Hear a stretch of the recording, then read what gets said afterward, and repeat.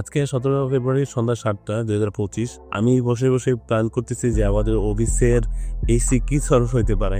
এটা কি ক্যাসেটটা হবে নাকি স্প্লিট হবে নাকি অন্য কোনো ধরনের এসি হবে।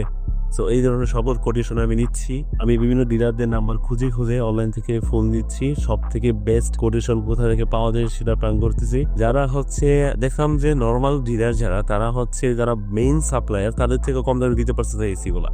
আমি জানি না কেউ দিতে পারতেছে তারা। সো আমি তাদের নামগুলা এবং ফোন নাম্বারগুলা লিস্ট করে রাখতেছি এবং তাদের প্রাইসিংগুলা অ্যাজ ওয়েল, সো দ্যাট আমি যখন অর্ডার দিব তখন বেস্ট যে কোটেশন দিছে সবচেয়ে কম দামে তাকে যেন আমরা অর্ডারটা দিতে পারি।